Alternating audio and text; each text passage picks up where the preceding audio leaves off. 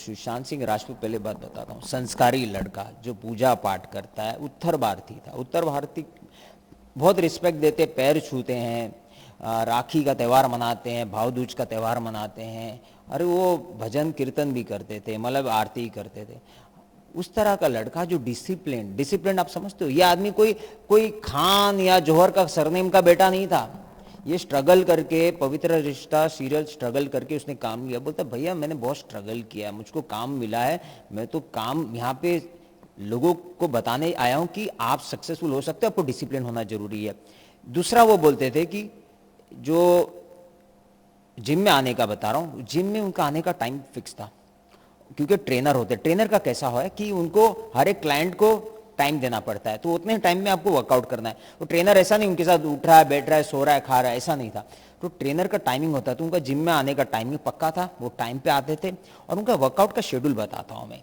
Workout वो कैसे करते, प्रोफेशनल बॉडी बिल्डर होता है ना, उस तरह का वेट उठाते और ब्रूसली जैसा स्टंट्स करते, जो समरसॉल्ट आपने देखा होगा, जो उछाल के जमीन पे जाके उठते हैं, ये वो करते थे। और कभी वो लेट भी सो जाए ना, सुबह वो टाइम पे आते थे, और टाइम पे आ रहे हैं और वर्कआउट कर रहे हैं, उनके आंख से देख के समझ जाएगा अरे ये ड्रग्स लिया, दूसरा ड्रग्स लिया हुआ आदमी तो सुस्ती में रहेगा, वो वर्कआउट ट्रेनिंग कैसे करेगा।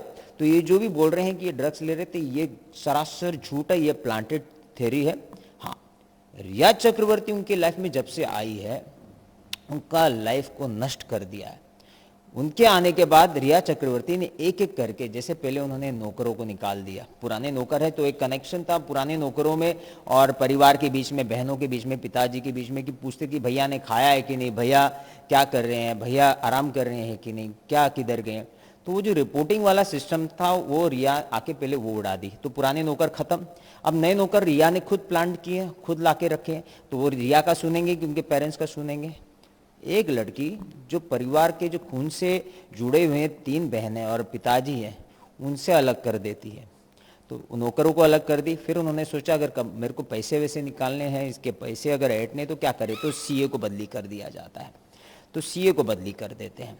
और आपने अगर देखा होगा, मैं स्टार्टिंग से बोलते आ रहा हूँ कि वो सुशांत सिंह राजपूत को नशीली चीज़ दे रही है। नशीली चीज़ का मतलब क्या था कि आप ड्रग्स दे रहे हो। ये मैं पहले नहीं बोला ड्रग्स, कारण है क्योंकि अगर मैं बोल दूं कि रिया चक्रवर्ती ड्रग पेडलर है, ड्रग्स में डील करती है, ड्रग्स दे रही है, तो ये हो जाएगा कैरेक्टर एसेसिनेशन आप कर रहे हो। तो मैं बार बार हर एक चैनल में स्टार्ट से बोलते आ रहा हूँ, वो नशीली चीज दे रही। जो आदमी ना हुष्ट पुष्ट है, तंदुरुस्त है, वर्कआउट करता है, 8 पैक आया हुआ आदमी सुस्त होकर घर पे सो रहा है, कैसे सोएगा जब तक आप उसको कोई मात्रा में आप वो चीज नहीं दे रहे हो। तो रिया चक्रवर्ती ड्रग्स लेती थी खुद, ये उजागर हो गया ईडी के इसमें कि वो 2017 में एमडी लेती थी जो हार्ड ड्रग है।